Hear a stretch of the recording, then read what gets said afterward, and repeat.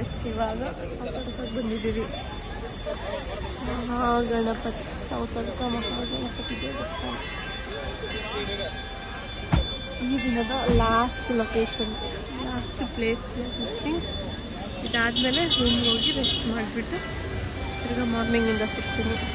ಅದಕ್ಕೆ ಮುಂಚೆ ಫಸ್ಟ್ ಇಲ್ಲಿ ಹೋಗಿ ಬರ್ತೀನಿ, ಆಮೇಲೆ ಹಾಗೆ ಆಗ್ತೀವಿ. ನೋಡಿ ಎಲ್ಲ ರೀತಿ ಎಲ್ಲ ದೇವಸ್ಥಾನಗಳಿಗೆ ಹೋಗ್ತೀರ. ಹ್ಯಾಂಡ್ಸು ಲೆಗ್ಸ್ ಫುಲ್ ವಾಶ್ ಮಾಡಿಕೊಂಡು ನೀರು ಹಾಕೊಂಡು ದೇವಸ್ಥಾನದ ಒಳಗಡೆ ಹೋಗ್ತಾ ಇದ್ದೀವಿ. ಚೆನ್ನಾಗಿದ್ದಾರೆ, ತುಂಬ ಚೆನ್ನಾಗಿದ್ದಾರೆ. ಆಗ್ತೀವಿ ಅಷ್ಟು ಇಲ್ಲ, ಬಟ್ ನಾನು ಫಸ್ಟ್ ಟೈಮ್ ಬರ್ತಾ ಇರೋದು. ಬನ್ನಿ ಒಳಗಡೆ ಹೋಗೋ.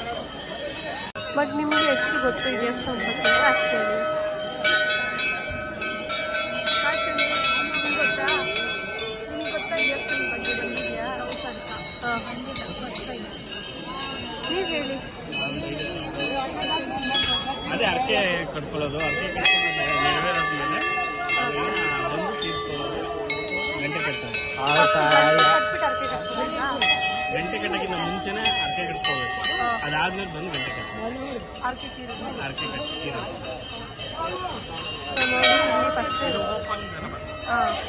ಓಪನ್ ಗಣಪತಿ ಏನು ಕಟ್ಟೋದು ಏನಪ್ಪ, ದೇವಸ್ಥಾನ ಕಟ್ಟಂಗಿಲ್ಲ, ಕಟ್ಟಕ್ಕೂ ದೇವ್ರು ಇನ್ನೂ ಒಳಗೆ.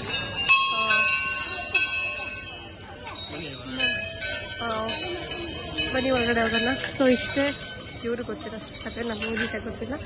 ಸೊ ಅಂದ್ಕೊಂಡು ನೆರವೇರಾದ್ಮೇಲೆ ಗಂಟೆ ಕಟ್ತಾರಂತೆ. ಇದು ಓಪನ್ ಗಣಪತಿ ಚಂದ ಕಾಣಿಸ್ತಾ ಇದೆ. ದೇವ್ರ ಮುಂದೆ ಎಂಟು ಚಂದ ಪ್ರಸಾದ ಕಾಯಿನಿಂದ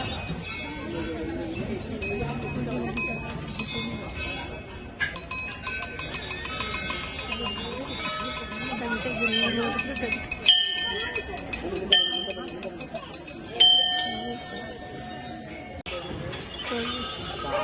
ಗಣಪತಿಯನ್ನು ನೋಡಿ ಆಯಿತು. ಈ ಗಂಟೆಗಳು ಇರೋ ಪುಟ್ಟ ಪುಟಾಣಿ ಮಕ್ಕಳು ಚೆನ್ನಾಗಿತ್ತು.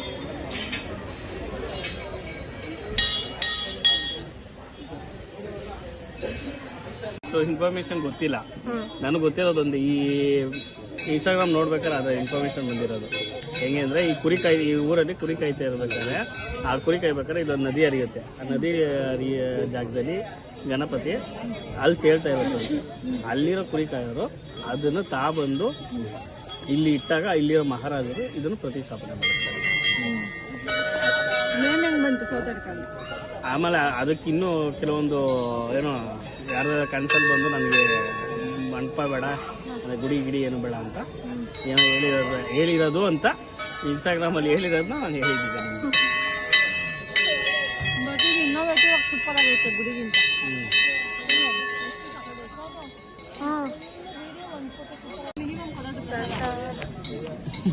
ಎರಡೇ ದಿನ ಇರೋದು ಅದು.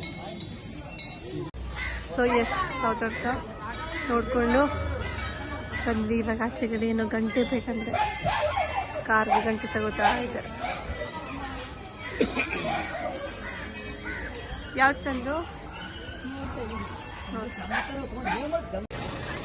ಅವೆಲ್ಲ ತಗೊಂಡು ಇಟ್ಕೊಂಡು ಭತ್ತದ ಬೇಕನ್ನೋದು ನಮ್ಮ ಅಕ್ಕ ಅವ್ರ ಮನೆಗೆ, ಅದು ತಗೊಂಡು ಇವಾಗ ಹೊರಡ್ತಾ ಇದ್ದೀವಿ.